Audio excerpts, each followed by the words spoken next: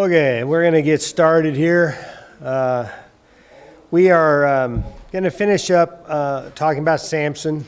Going to talk a little about chapter 15 and then 16, where we have the more famous story of Samson and Delilah, and then finally his death.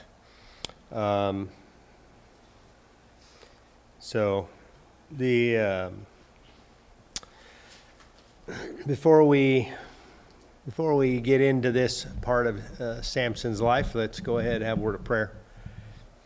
Our dear Heavenly Father, we are thankful to be able to gather tonight to read the word regarding Samson and his life as he judged Israel for you. Help us to be wise and understanding, and help us to understand the lessons that have been recorded for us, that we might learn from them, both the good and the bad, and help us to be committed to continuing to follow you and walk with you. And so we thank you for tonight. We thank you for Jesus and all that he did to give us, make us a part of your kingdom and your household. And we thank you for all these blessings in his name. Amen. Okay. So just a little quick thing, because we'll look at some other maps here, but looking at Israel as a whole here, about the size of the Treasure Valley from one end to the south end. You're really looking at from East Boise over to West Caldwell. And so right now we're going to be talking about Samson, and we're going to look at a map here in a minute, but I wanted to give kind of the bigger map because it really is, Philistia is down here, okay, and he's going to die in Gaza. But in this area right in here is where Samson is going to be operating, okay, for pretty much all of his life. And so wanted to give you the big thing so we could see there was that, on the bigger map of all of Israel, they looked really close together. Well, now they look like they're really far apart, but this is the area where he is essentially operating from. And he's actually from here in Zorah, but we talked already a little bit about kind of how he started. Do you remember how he really began to attack the Philistines? What led to his first attacks on the Philistines, killing 30 men? His marriage to a Philistine woman. Yeah. They married a Philistine woman.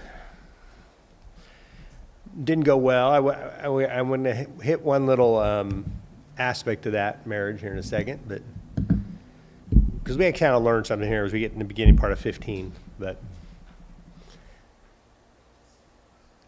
and we see a little bit of about him. He's already incredibly strong, has no real fear of even a lion. He just kind of pulls it apart, and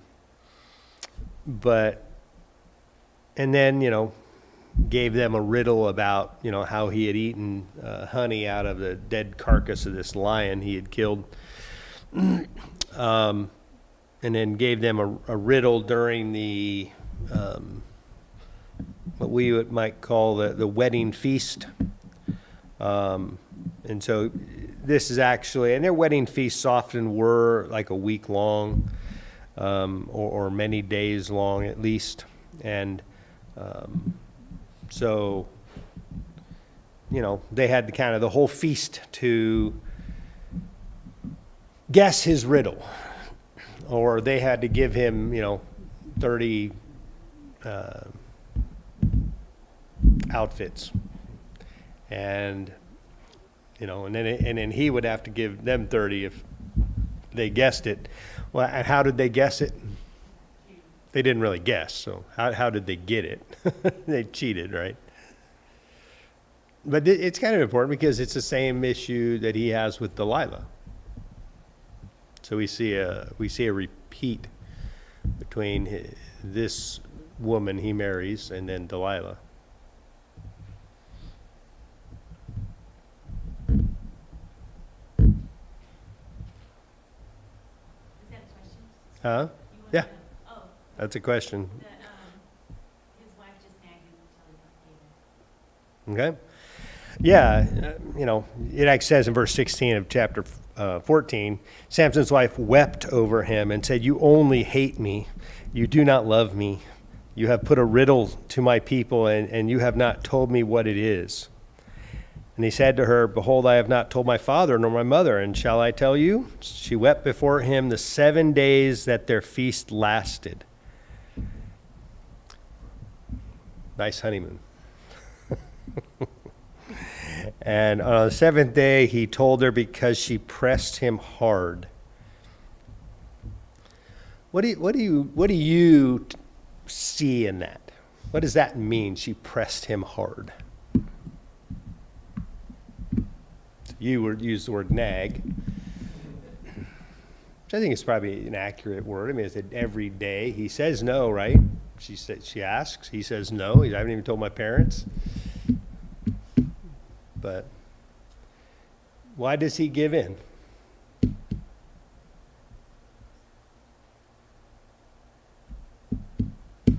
reason a lot of men do. I mean, you can't. So I'm interested why women think he gives in, and then we'll see what men think. Well, I used to think it was because, and there's some of this still, but I used to think it was because the man lacked some character, but on the other hand, I can't force her to shut up. Well, he could, but that wouldn't be good either. Exactly, so. Because what's happening here is the same thing that will happen with Delilah. He is pushing back against the request, but it will only do it for so long. So her thought was kind of, well, men lacking character.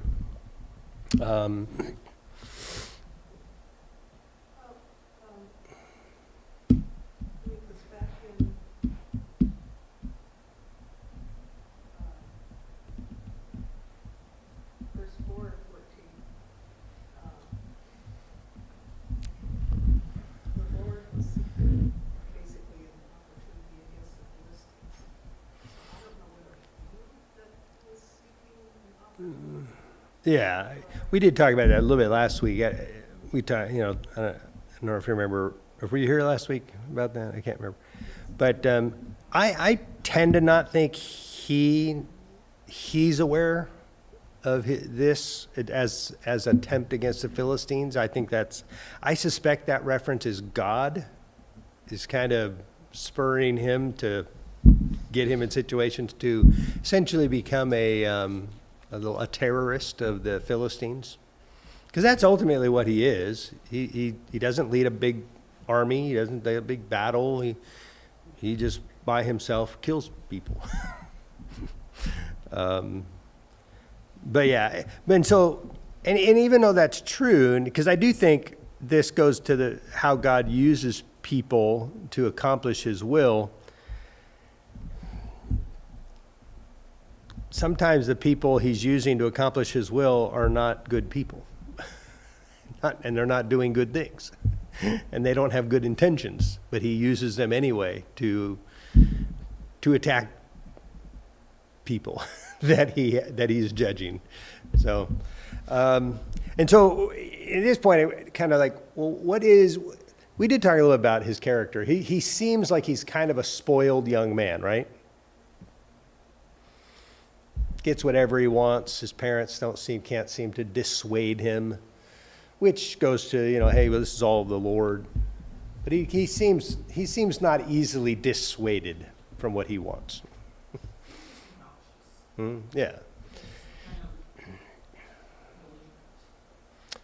Yeah, I mean, I don't know what he would have been like on an individual one-to-one with people that he knew and friends with, but he kind of seemed like he'd be a big bully. You know, I want what I want, doesn't matter how much affects you. It's kind of what it reads like. I don't know if that's accurate or not, because I don't know if there's enough to gather and to know that much. But it does seem like he's a bit spoiled and just kind of, hey, I want what I want and I expect to get what I want. Which I think is what we use the term spoiled for. Okay, so any other people have just kind of, what are your thoughts about what is it about Samson and his interaction with his wife here and then later with Delilah that prevents him from continuing to just say no? I think he's impetuous, he lacks patience, so he runs out of long suffering long before he should. Yeah. And does what he knows best, just to kind of Mhm. say, all right, whatever, deal with the consequences later. Yeah, that's a good point. Think about it for a second. How hard is it to persevere against your spouse? Do you want to have to persevere against your spouse? No, you don't. And I don't know, I mean, how well would most people do in saying no to your spouse if they hounded you every single day? Too many smiles going on here. And not enough talking. Well, the Proverbs talk about better to dwell in the corner of the house talking. Mhm. Yeah, and so, you know, Proverbs do talk contentious a woman. They actually do, there are references to contentious men. It doesn't use talking as the contentious attribute, but it does for women. That, because contentious means, you know, you guys know the proverb she was referring to, essentially, better to live on the corner of your rooftop than with a contentious woman. Contentious essentially means fighting. Okay? Well, she's not fighting physically, is she? And women don't fight physically. In fact, quite a few years back, I mean, some studies I was looking at that talked about, that looked at brain activity of men and women when they get angry.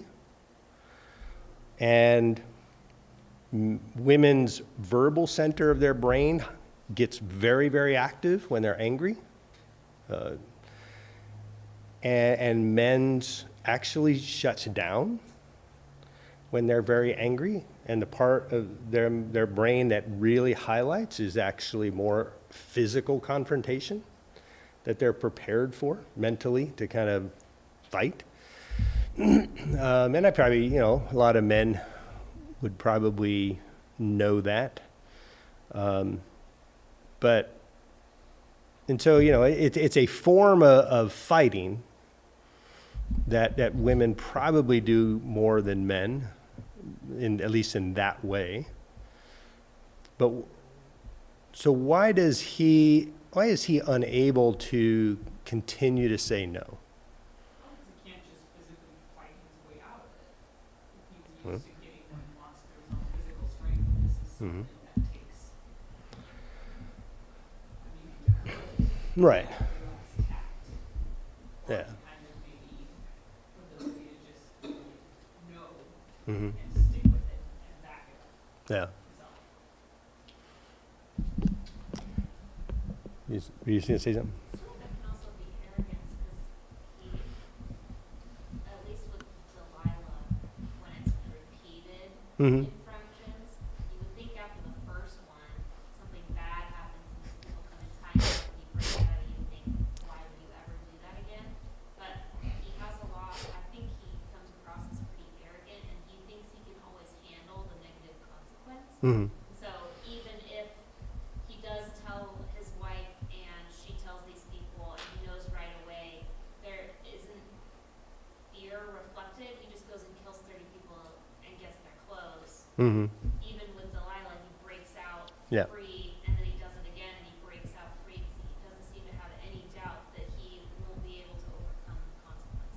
Mhm. Yeah, I guess that's probably accurate about him.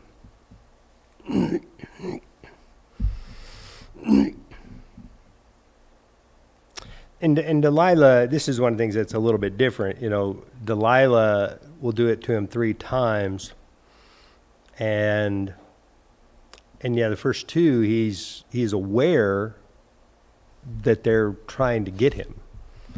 And so when he reveals at least from his mind, what is the truth, because he's not really telling her the truth the first 2 times from his own mindset.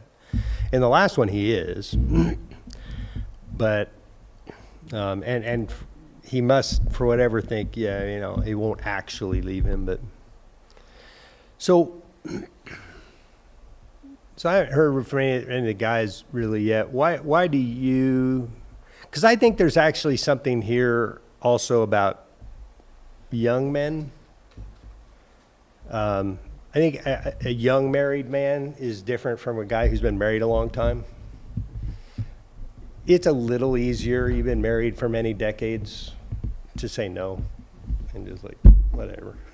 I'm going to be mad and upset and I'm going to cry. Okay.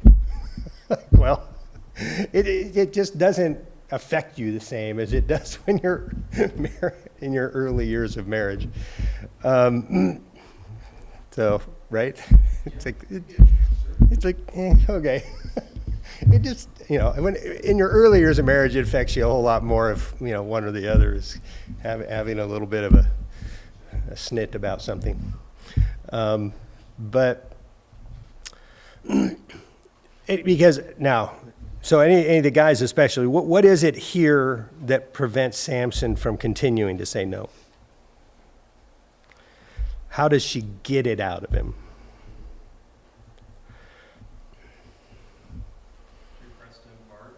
Pressed him hard, yeah. But what is it that she's doing that is getting to him so much? Nagging, yes. There's another thing in here that I think is really hard for men, though, too, that's mentioned. The crying. You don't love me. It becomes a test of your love for me. That doesn't happen, right? Women don't do that at all? Ever do that?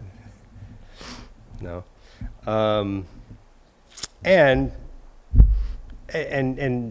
women never cry as a manipulation tool, right?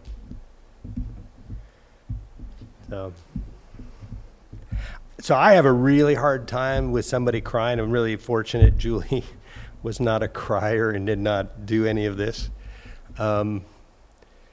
Because my difficulty with it is it feels really manipulated, and I get very upset if people manipulate me like that, because I lived with it as a child for so much.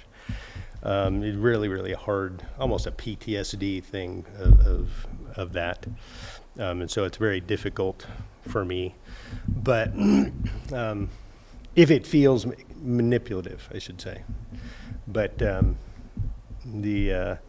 and so I think we were on our young adult meeting, was it last month? I think we asked, was it last month, the month before, where I asked, how did I ask it? I think I asked the women, young married ladies to, could you, how did I say that? Do you remember? I asked something about, could you kind of get him to do something? Yeah. It's like, Is that how he said? like persuade him to do something. Yeah, could you just like, and Lily, you were very quick to say yes. And he was like, no way. And you're like laughing. Yeah, that's really funny. Yeah.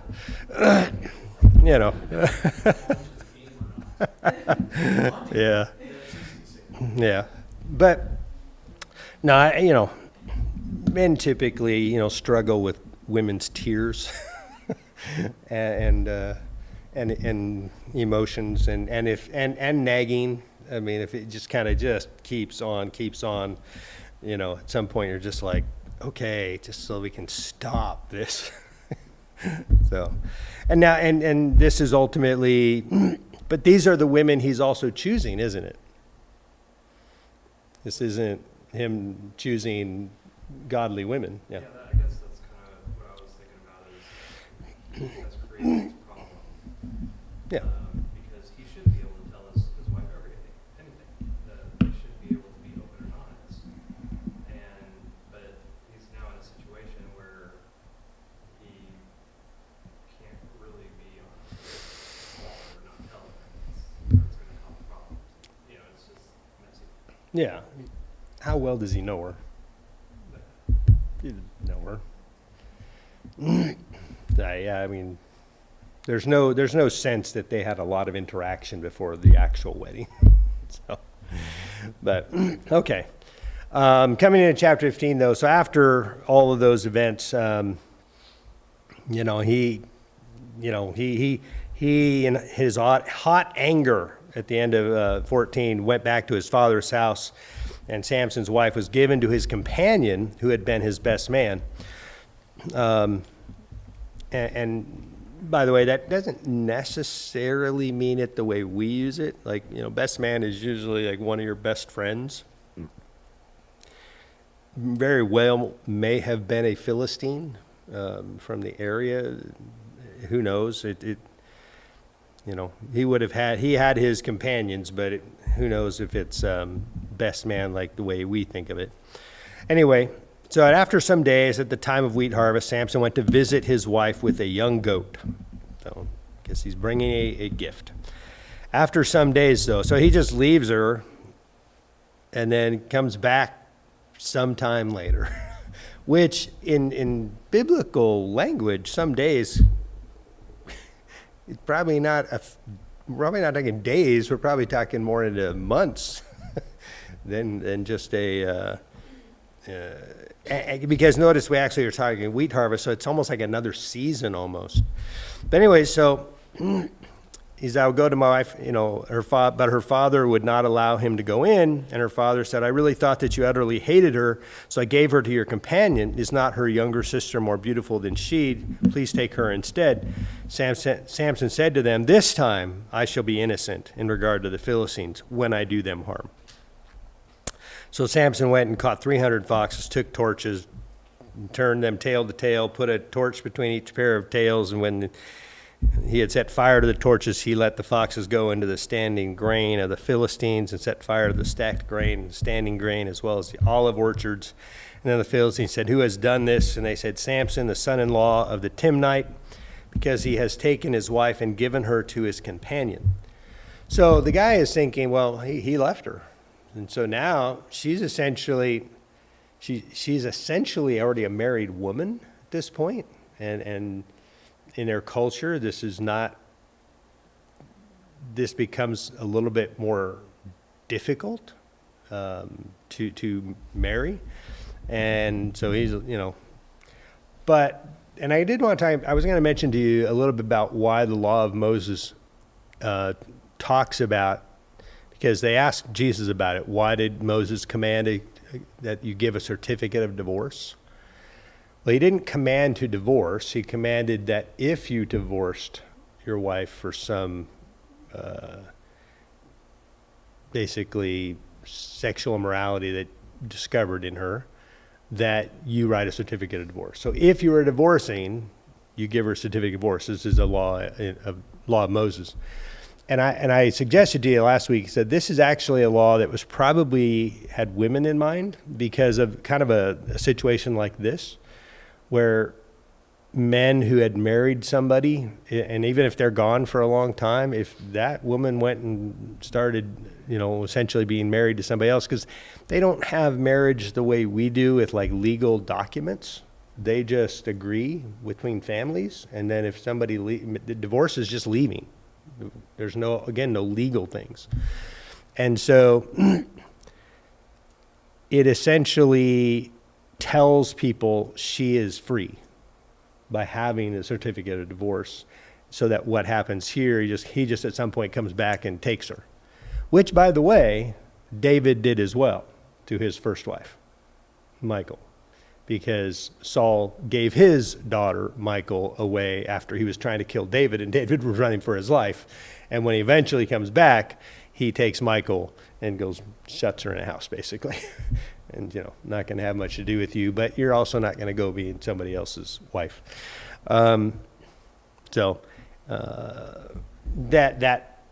That certificate of divorce issue that Moses teaches in Deuteronomy appears to be something that God was doing to help women be protected from situations like this. So, anyway, okay. So what happened when they found out why all this, when the Philistines, I'm not going to read it all, when they found out that, why this all happened, how did the Philistines react?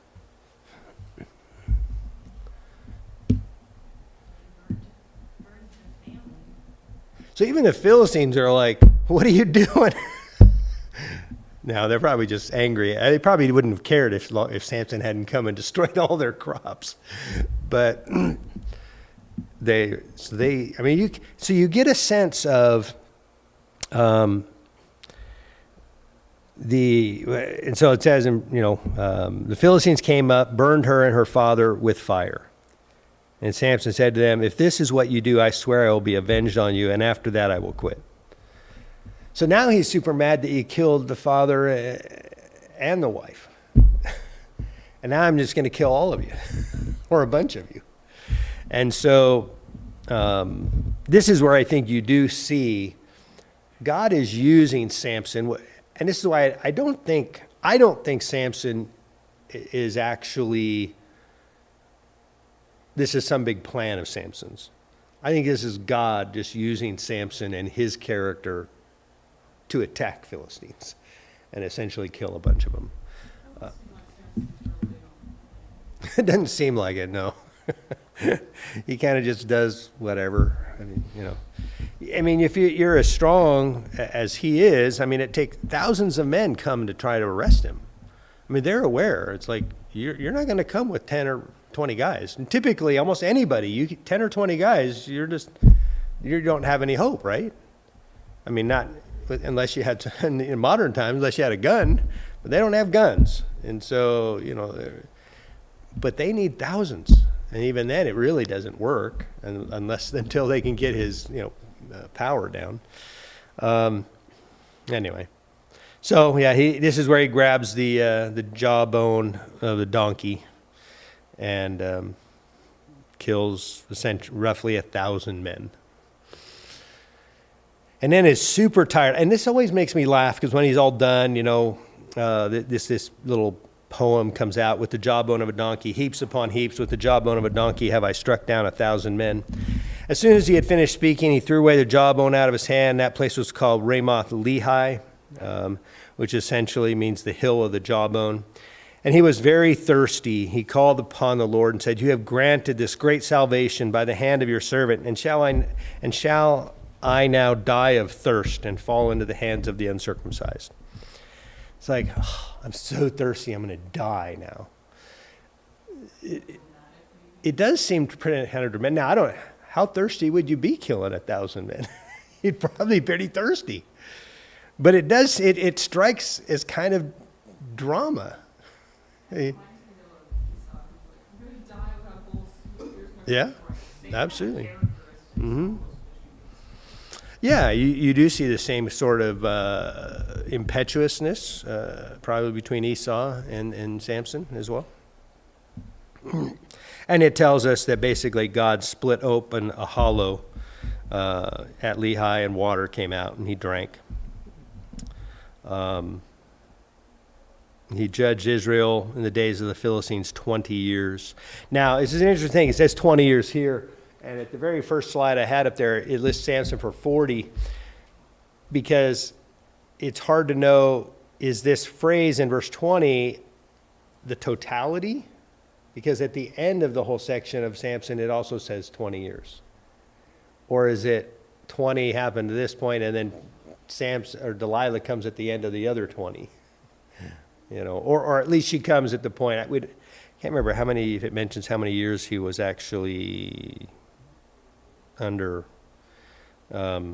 essentially, a slave, but, okay. So Samson and Delilah, I'm not going to read all the story. Most know the story pretty well. But before that one, I do want to read this little section, because before he meets Delilah in verse 4 of chapter 16, he saw a prostitute and went into her. The Gazites were told, Samson has come here, and they surrounded the place and set an ambush for him all night at the gate of the city. They kept quiet all night, saying, let us wait till the light of the morning, then we will kill him. But Samson lay till midnight, and at midnight he arose and took hold of the doors of the gate of the city and the two posts and pulled them up, bar and all. And he put them on his shoulders and carried them top of the hill that is in front of Hebron. I don't think Hebron's in here, but Hebron is back up over this way.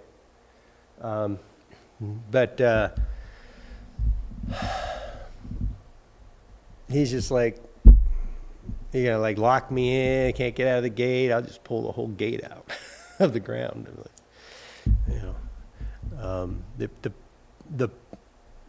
The power that is displayed in him, there is no size he could be that could explain it, right? He's not like Goliath, and yet Goliath couldn't do probably most of what Samson will do. So, I mean, if Samson's not even as tall as Saul, the first king of Israel, he's probably 5'8"-ish, 5'6"-ish. Jewish men were not tall. They did not have an average, I think their average height was in that mid 5 foot range. You don't have, so they were, his strength is otherworldly. It is a miracle rather than some sort of feat of strength. But he's just so aware of it that he just thinks he always will have it. But God is the one who can simply take it away, because it's not innate in him. No. Okay. Yeah. Now the story with Samson and Delilah. How does this story strike you? I mean, it's similar a little bit to his wife, but it's also different. Brittany already hit on the fact that, he tells her a lie, and then she uses it, and then they're like, now she does like say, oh, they're here, and he doesn't see them necessarily being ready to grab him, but does it strike you at all that he's kind of unaware of her, that she's not just playing around? Does it seem like he's just going, she's just kind of like joking around, wants to know. She's not actually trying to get me, arrested or anything, right? He almost seems like he's kind of dumb that way. Which actually I would suspect is true of a lot of young men. That they are kind of dumb when it comes to understanding women. Yeah. Oh, absolutely. Yeah. Right. Yeah. And yeah, the end one, when he finally tells her the truth, so he's hiding it initially. So either he's kind of playing around or because at the end when he does say, well, this is actually the source of my strength, that does seem to be, as it says, that is what he believes. Now, I don't think the hair is the source of the strength, by the way. I think it's the last straw that God finally goes, okay, well, I'm just going to take the strength from him at this point, because he's already been completely ungodly for a lot of his life anyway. So, but she's doing, kind of same thing. She says in verse 15, how can you say I love you when your heart is not with me? You have mocked me these 3 times. You have not told me where your great strength lies. And she pressed him hard with her words day after day and urged him. His soul was vexed to death. So, anyway. How does your soul get vexed to death?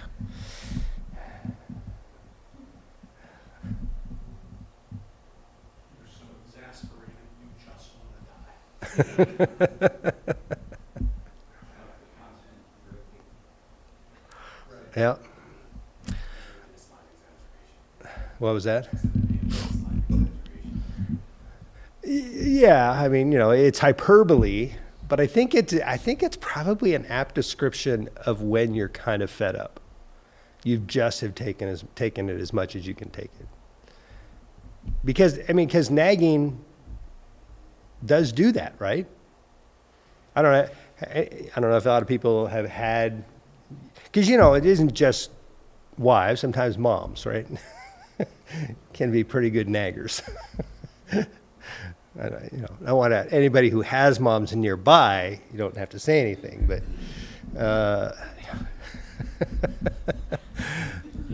some moms can be pretty good at the nagging stuff, and you just can't take it anymore. So I think it is description of that, but she's playing that same thing here. You don't love me.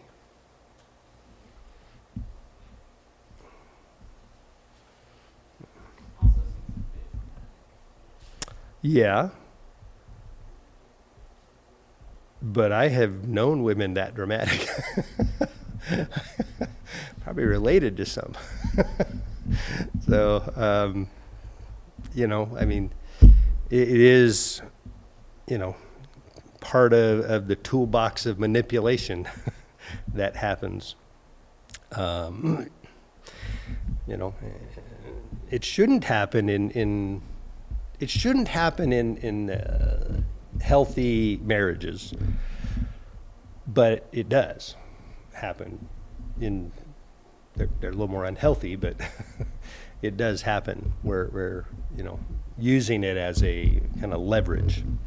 It always makes me kind of think about, how many of you do you watch the Peanuts, Charlie Brown Christmas all the time? And it isn't exactly the same, but do you remember when Lucy is asking Charlie Brown I think she asked if I'm pretty, right? And he doesn't know what to say initially. You didn't answer right away. And so she ends this long conversation of, so I know when I've been insulted. He's sitting there going, I don't know what to say. And then she stomps away mad at him. And so she has this whole conversation with herself because he didn't answer quickly enough to that she's pretty. And, it's funny, but things like that sometimes happen between people. Anyway.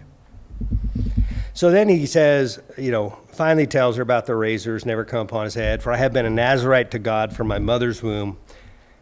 Now, he knows he's a Nazirite. Do you think he was only taught not to cut his hair? Or he just decided that's the only thing I have to do? Because we went back and looked last week, the things that talked about, the things a Nazirite had to do. He's violated all of them. Except this one.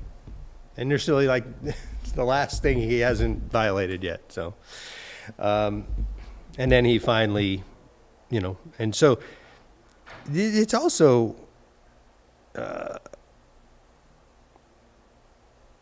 she notices that he's now told her what seems to be the truth. And now this time she calls. So notice it seems like the earlier time she's thinking, well, I'm not sure he's really telling the truth. But now it seems like, okay, he has. But she made him sleep on her knee. She called the man and had him shave off the 7 locks of his head. So I assume, he had it all braided. How could you be so sound asleep that somebody could shave your head? If you walked into my room I'd wake up. We didn't have electric razors back then, so That's right. it's quieter. But still. Yeah. You start scraping something across my head, I think maybe he's drank a lot and he's out. I don't know. But at this point, then she begins to, torment him, and his strength is gone. And they come and grab him, and they basically gouge out his eyes and brought him down to Gaza, and bound him with bronze shackles. So he will come down to Gaza here, and they will basically, they don't want to kill him. They really, in a sense, that's too good. They need to torment him. And that's what they want to do to him. And he is basically just bound to, to this mill and a prison, and he grinds it, that's his job. And, but his hair begins to grow again. But even notice that when he's strong, does he get his strength at the end because his hair is long again? It's funny that they mention it, but he gets it because he prays to God, and God actually responds to him and gives him the strength to basically topple a temple, which is essentially what happened at his death. And so he's actually brought out of this prison when they're having a great feast and sacrifice to Dagon, their god. And so they want to bring this mortal enemy, this great warrior of the Israelites, and they bring him out, and they're just going to shackle him to a couple of pillars. There was, it's been a few years, but there was I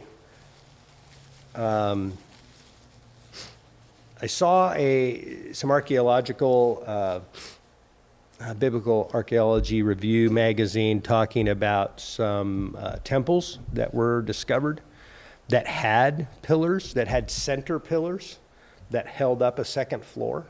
So they had essentially had a fairly large first floor, a couple of center pillars that were about 6 feet apart-ish, but they held big beams that actually went all the way out and around. Because it's kind of like, well, how could he touch two beams that could level an entire building that would hold thousands of people? That has often been the complaint about this story, but they have found actually some archaeological evidences of temples like that had center pillars that basically held great beams for the second floor, essentially. So the question, though, is what do we learn from Samson? Well, all know the story, right, of what happens. So How long he was in prison? we don't. I don't think there's any note. Notice here, this is where again it says he judged Israel 20 years at the end of chapter 16. So it is possible that it's a total of 20 years, and maybe it's just a year or two, or who knows. His hair starts to grow again. It's all been shaved off. How long would it be till it's like, well, his hair is kind of longer? I don't know, a couple years, few years, maybe. It'd start to be longer again. Hard to say. They don't really focus on it. But again, from what you said, and I hadn't thought about it that way, that final bout of strength that came about wasn't because his hair had grown back. It was because he prayed against God to remember Yeah. at this time, and this is what I'm going to do, and then he did. Yeah. So I'm wondering if he had enough time that he possibly hadn't changed his heart and realized. Yeah. Well, it does seem that, because he is like, let me die with them. He basically wants to avenge. He actually does say that I may be avenged on the Philistines for my 2 eyes, which is still a little, I don't want to avenge Israel for all the killing that they have done to Israel. I want to avenge them for my eyes, which would have been torment, right? He would have been tormented, no question. And would he have wanted revenge? Sure. You know, there is a bit of a, but there's faith here, isn't there? He does believe in God, and he knows now where his strength came from, doesn't he? Maybe when he was younger, he just took it for granted, didn't really understand the source of his strength. He was thinking, oh, it's my hair. Like, oh, it's God. And now he understood, God, give me this. Give me the strength to do this. But, so what do we learn from him? While we wait for the people to come out, what do we learn? It's interesting that he was a Nazarite and thus was pledged to God from birth for a specific purpose. He fulfilled that purpose, yet God didn't necessarily keep him from dying until death. Nope. So He also didn't make him avoid suffering. I mean, he was tortured, you know, and tormented and teased. And can you imagine how they treated him? Would have been horrible. Yeah. You guys come in. The martyrs, Yeah. that served their purpose and still died. Right. Not necessarily gloriously. Right. I think of Samson is a story of weakness and of faith, though. Being called by God to do something, he accomplishes much of what God wants, but it doesn't mean he's going to have an easy life. It doesn't mean he's going to always do the right thing, and it doesn't mean he's not going to suffer, you know, because God called him. And so all of those things, you know, I think are examples for us. So, okay, who's got, you got the singing, okay. What song are we starting with? 6:15. So open to 6:15. All right.